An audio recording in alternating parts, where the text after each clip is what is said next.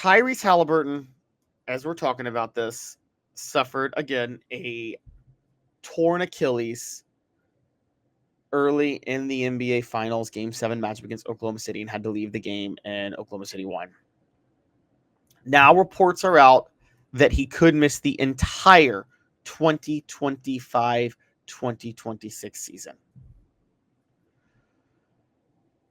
I think Indiana should not let him come back next year, and they should tank.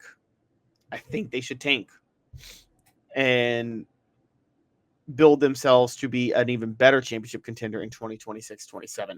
Indiana was lucky to be in the NBA Finals. There was a lot of luck in how they got there. They kind of backed their way in. They are a 50-win team that would have been a very underwhelming NBA Finals champion, would have won it because Rick Carlisle is just that elite of a coach.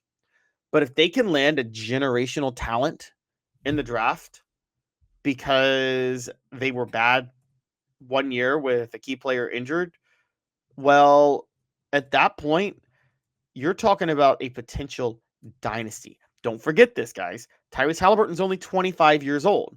You have him sit the whole next season, you tank, and then he comes back at 27. May take him a year to get to full form, but that's fine because if you have a top 5 draft pick that you're a lottery pick and you get the right guy, they'll take a year 2 to develop with the rookie season. And then when Tyrese Haliburton is 28, you have a chance for a dynasty. And I honestly think, I really do firmly believe that the Pacers should tank. There are guys already that you could be looking at if you were the Pacers that could be complimentary to Tyrese Haliburton in 2026, 2027. Now, let me talk real quick about my thoughts on this because I have made my feelings on Tyrese Haliburton very clear. I think he's a very good player. I think Tyrese Haliburton at his best, though, is a number 2 option. I think he's in the right position as a point guard more than anything else, but I think he should be a number 2 scoring option. Okay. Pascal Siakam will still be 32. He'll still have some years left. The biggest thing they could use is an elite 2 guard or an elite wing.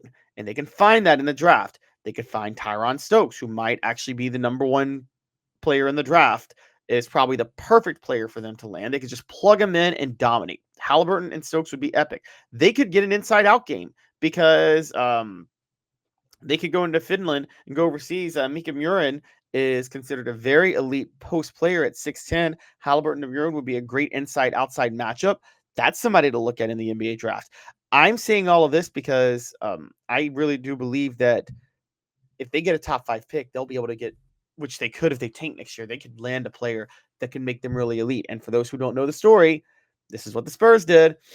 David Robinson had suffered an injury in 96, 97, and they just set him the whole year, basically tanked to get Tim Duncan. And they landed Tim Duncan, and that launched a dynasty. David Robinson was there for the first 2 titles. Now, the Spurs kept drafting well after that. I mean, they landed Tony Parker at the bottom of the first round and Manu Ginobili at the bottom of the second round. And so the big 3 of those 3 won 3 more titles. I think Ginobili and Parker were there for 4 of the 5 titles. Tim Duncan was there for all 5. David Robinson was there for 2. And obviously Kawhi Leonard was there for the last one. But it was a brilliant move. They tanked a year, and they landed Tim Duncan. I don't see why it wouldn't be a wise move for the Pacers to do that next year. Tyrese Haliburton's not going to be good next year. Why even try to force him out there? Let him get fully 100%, draft your guy, make an elite duo, a dynamic duo that in 2026-27 plays together and develops, and then in 2027-28 is positioned for a dynasty if you're Indiana. I see no reason that can't happen. Indiana should absolutely tank. They should keep Rick Carlisle on board and not care how many games he loses next year. I don't know why anybody would ever let Rick Carlisle go to begin with. Again, he is the best coach in all of basketball. But they should absolutely tank. Let Rick Carlisle on board. Let him stay through the tank. Let everybody know you're tanking. And then you can have a dominant team, maybe dynasty right after that. Look, tanking is not dumb. And everybody thought Brett Brown was being railroaded when the Sixers tanked for years. But they never fired him, honestly. They didn't fire him until the COVID year after they lost in the first round of the playoffs when they seemed to have a lot more talent and they wanted to try to go get Doc Rivers. But then the Spurs hired him and he is now as an assistant. And so he could be on the road to becoming a head coach again. I don't think tanking is that bad of an idea. And I really don't think it's a bad idea with the deal with what the Pacers are dealing with Tyrese Haliburton. I don't. I think Tyrese Haliburton is a is a Robin to a team. I don't think he's a Batman. I don't think Haliburton's a Batman. Maybe he can be your clutch guy if you actually believe those clutch shots are legitimate and not just pure luck and Rick Carlisle's coaching. I do think he can be a key important piece of a team as a point guard. I think he can be the second best player on the team. Tyrese Haliburton can't be the best player on the team. This was a really, really fluke year to begin with. Indiana's not going to be able to repeat it. But if you make Tyrese Haliburton the second best player on the team and you draft somebody that could be the best player, you draft a superstar, or you trade your draft picks and you land somebody elite, land another superstar, I think you could be in a very strong position to have a dynasty at Indiana, to go for a two-peat or to go for a repeat or a three-peat or something like that.